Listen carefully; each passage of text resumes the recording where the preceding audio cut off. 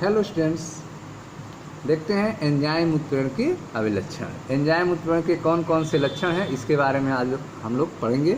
Enzyme उत्प्रेरण के अभिलक्षण के बारे में।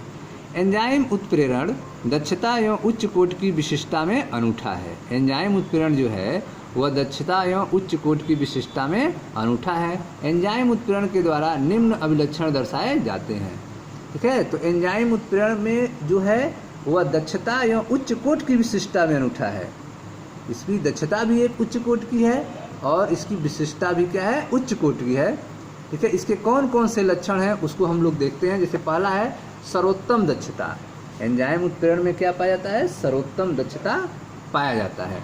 एंजाइम का एक अणु अभिकारक के 10 लाख अणुओं को प्रति मिनट परिवर्तित कर सकता है। तो आप देख रहे हैं कि सर्वोत्तम दक्षता एंजाइम में पाया जाता है, क्योंकि एंजाइम का एक अणु जो है वह अभिक्रियक अभिकारकों के 10 लाख अणुओं को प्रति मिनट परिवर्तित कर सकता है।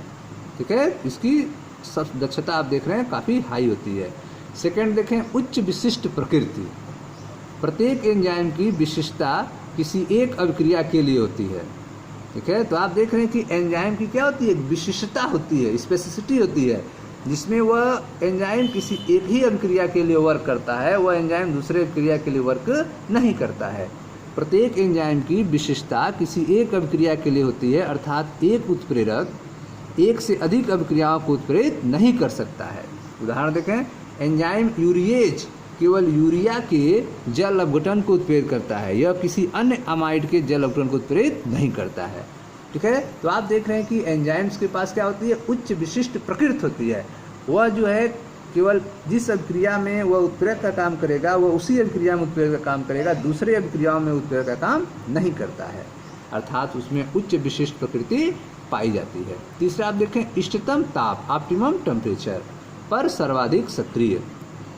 एंजाइम उत्प्रेरित अभिक्रियाओं की दर एक निश्चित ताप पर, जिसे इष्टतम ताप कहते हैं, अधिकतम हो जाती है। तो आप देख रहे हैं कि एंजाइम जो उत्प्रेरित अभिक्रियाएं हैं वह एक निश्चित टेम्परेचर पर क्या होती है, अधिकतम हो जाती है, जिसे उसे क्या कहेंगे, इष्टतम ताप कहते हैं। अनुकूल इष्टतम ताप के किसी भी ओर एंजाइम की सक्रियता घट जाती है। जो अनुकूल इष्टतम ताप है, अगर उससे कम ताप होगा या उससे अधिक ताप होगा तो उसकी सक्रियता क्या होगी, एंजाइम की घट जाती है। अनुकूल इष्टतम ताप के किसी भी ओर एंजाइम की सक्रियता घट जाती है। एंजाइम सक्रियता का इष्टतम ताप परास 298 से 210 केल्विन है। एंजाइम जो है सर्वाधिक जो है एक्टिव हो उसके लिए ऑप्टिमम टेम्परेचर का रेंज कितना होता है, 298 से 210 केल्विन है। मानव शरीर का ताप 310 केल्विन होने के कारण यह एंजाइम उत्प्रेरित अभिक्रियाओं के लिए उपयुक्त होता है। तो आप देख रहे हैं मानव शरीर का टेम्परेचर 310 केल्विन है, तो यह जो है एंजाइम उत्प्रेरित अभिक्रियाओं के लिए क्या होता है, उपयुक्त होता है। ठीक है, तो आप देख रहे हैं एंजाइम उत्प्रेरण के लक्षण के बारे में। अभी लक्षण के बारे में पहला आपने देखा सर्वोत्तम दक्षता, उच्च विशिष्ट प्रकृति, फिर आपने देखा इष्टतम ताप पर सर्वाधिक सक्रिय। अब चौथा देखते हैं, इष्टतम पीएच पर सर्वाधिक सक्रिय। एंजाइम उत्प्रेरित अभिक्रिया की दर एक निश्चित पीएच पर, जिसे इष्टतम पीएच कहते हैं, अधिकतम होती है। इसका मान 5 से 7 के मध्य होता है। तो आप देख रहे हैं कि एंजाइम जो उत्प्रेरित अभिक्रियाएं हैं वह एक निश्चित पीएच पर सबसे तेज होती हैं और उस पीएच को क्या कहते हैं, इष्टतम पीएच कहते हैं। ठीक है, और इसका मान क्या होता है, 5 से 7 के बीच में होता है। ठीक है, पांचवा देखते हैं हम। पांचवा है आपका सक्रियक एवं स एंजाइमों की उपस्थिति में वर्धमान सक्रियता। ठीक है, सक्रियक एवं स एंजाइमों की उपस्थिति में वर्धमान सक्रियता। एंजाइम की सक्रियता कुछ पदार्थों की उपस्थिति में, जिन्हें स एंजाइम कहते हैं, बढ़ जाती है। तो आप देख रहे हैं कि एंजाइम की सक्रियता जो है वह कुछ एंजाइमों की, कुछ उसके सहयोगियों की उपस्थिति के कारण क्या हो जाती है, बढ़ जाती है। तो एंजाइम के जो सहयोगी होते हैं पदार्थ, उनको क्या कहते हैं, सह एंजाइम कहते हैं। एंजाइम की सक्रियता कुछ पदार्थों की उपस्थिति में, जिन्हें सह एंजाइम कहते हैं, बढ़ जाती है। यह देखा गया है कि जब थोड़ा सा अप्रोटीन जैसे विटामिन एंजाइम के साथ उपस्थित होता है तो एंजाइम की उत्प्रेरित महत्वपूर्ण रूप से बढ़ जाती है। तो आप देख रहे हैं कि एंजाइम के साथ जब प्रोटीन उपस्थित हो, विटामिन उपस्थित हो, ठीक है, क्या उपस्थित हो, विटामिन। विटामिन क्या होते हैं, जो अप्रोटीन होते हैं, और एंजाइम क्या है, प्रोटीन होते हैं। तो जब एंजाइम के साथ विटामिन उपस्थित हो तो एंजाइम उत्प्रेरित अभिक्रियाएं क्या होती हैं, थोड़ी बढ़ जाती हैं, तेज हो जाती हैं। सक्रियक साधारणतया धात्विक आयन होते हैं। सक्रियक जो होते हैं, जो एंजाइम के साथ आते हैं, वह साधारण क्या होते हैं? धात्विक आयन होते हैं, जैसे सोडियम, मैग्नीशियम, कोबाल्ट, कॉपर आदि होते हैं।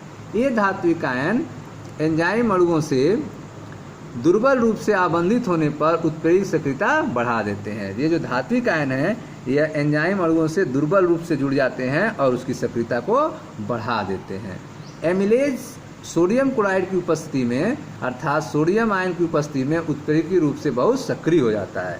यह जो एमिलेज एंजाइम है, यह जो है सोडियम क्लोराइड की उपस्थिति में, अर्थात सोडियम आयन की उपस्थिति में क्या होता है? उत्प्रेरकी रूप से बहुत सक्रिय हो जाता है। ठीक है, तो इस तरह से आपने देखा कि एंजाइम जो हैं वह उनके साथ थोड़ा सा अगर विटामिन मिल जाएं, ठीक है, साधारण धात्विक आयन्स मिल जाएं, तो उनकी सक्रियता क्या हो जाती है? बढ़ जाती है, और इन्हें क्या कहेंगे? सह एंजाइम कहते हैं। अब चौथा आप देखो, संदमक एवं विष का प्रभाव। संदमक एवं विष का प्रभाव क्या होता है? सामान्य उत्प्रेरकों के समान एंजाइम भी कुछ पदार्थों की उपस्थिति में संदमित एवं विषाक्त हो जाते हैं। तो आप देख रहे हैं कि सामान्य उत्प्रेरकों की तरह एंजाइम भी कुछ पदार्थों की उपस्थिति के कारण स्लो हो जाते हैं, संदमित हो जाते हैं या फिर विषाक्त हो जाते हैं। ठीक है, संदमक अथवा विष एंजाइम की सतह पर उपस्थित सक्रिय क्रियात्मक समूहों से अन्योन्य क्रिया करके, ठीक है, जो संदमक हैं या फिर विष हैं, वह एंजाइम सतह पर उपस्थित जो सक्रिय क्रियात्मक समूह हैं उनसे क्या करेंगे? अन्योन्य क्रिया करेंगे।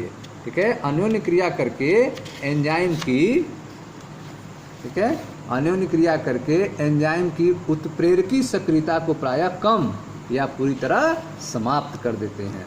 ठीक है, तो एंजाइम के सतह को जो है वह पूरी तरह से निष्क्रिय कर देते हैं।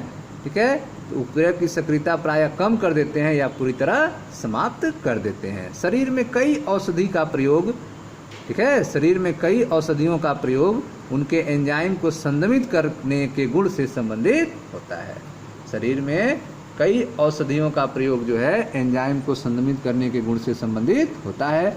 शरीर में कई औषधों की क्रिया एंजाइम संदमक से संबंधित होती है। तो आप देख रहे हैं कि शरीर में जो है कई दवाइयाँ ऐसी होती हैं जो एंजाइम को समाप्त कर देती हैं, उनकी क्रिया को रोक देती हैं या फिर उनकी क्रिया को स्लो कर देती हैं। इस तरह से दवाएं वर्क करती हैं।